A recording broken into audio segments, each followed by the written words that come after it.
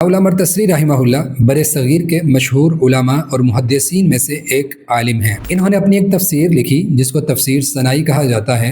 ये तफसीर इन्होंने 36 बरस में मुकम्मल की। 1895 में पहली जिल्द शाया हुई और 1931 में इन्होंने अपनी 8वीं आखिरी जिल्द तफसीर सनाई की मुकम्मल की। मज़े की बात यह है कि जब सनाउल्लाह मरतसरी रहमहुल्लाह ने उस तफसीर के अंदर जहाँ जहाँ पर भी मिर्ज़ा ग़ुलाम अहमद कादियानी का जिक्र किया, जो एक झूठा शख्स था, कज़्ज़ाब था और नबूवत का दावा करने वाला था, अपने आप को नबी कहता था, जहाँ जहाँ पर भी सनाउल्लाह मरतसरी रहमहुल्लाह ने उसका जिक्र किया तो यूँ लिखते हैं, कहते हैं कि मिर्ज़ा जी कहते हैं, मिर्ज़ा जी फरमाते हैं, या मिर्ज़ा साहब का कौल है। यानी एक जिंदीक शख्स, झूठा और कज़्ज़ाब शख्स रोज़े रोशन की तरह आया हैं, लेकिन उसके बावजूद मुखातिब करने का अंदाज़, कलाम करने का अंदाज़, तहरीर का अंदाज़ सनाउल्लाह मरतसरी रहमहुल्लाह का कमाल का था कि अपने मुखालिफ के साथ भी जिस अंदाज़ से गुफ्तगू कर रहे हैं वो अंदाज़ यकीनन नबवी अंदाज़ है। अल्लाह के रसूल सल्लल्लाहु अलैहि वसल्लम ने जो हमें तलकीन की है कि अपने मद्दे मुकाबिल के साथ भी जब गुफ्तगू करो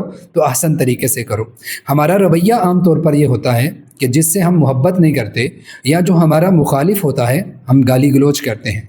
और मजहबी लोगों के अंदर, दीन से जुड़े हुए लोगों के अंदर इल्ला माशाल्लाह, लेकिन ज़्यादातर यही है कि बहुत सख्त रवैया पाया जाता है। गाली गलोच करना, बुरा भला कहना, मेरे अकीदे को नहीं मानता, मेरे मसलक को नहीं मानता, तो बड़े बुरे अंदाज से गुफ्तगू करते हैं। कुरान मुक़द्दस हमें ये बात बताता है, वजादिलहुम बिल्लती ही अहसन।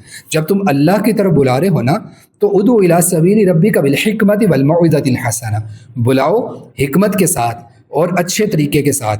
वजादिलहुम बिल्लती ही अहसन, जब कभी लड़ाई हो जाए, बहस हो जाए, मुजादला हो जाए तो अहसन तरीके से अपनी बात दूसरे तक पहुँचाओ।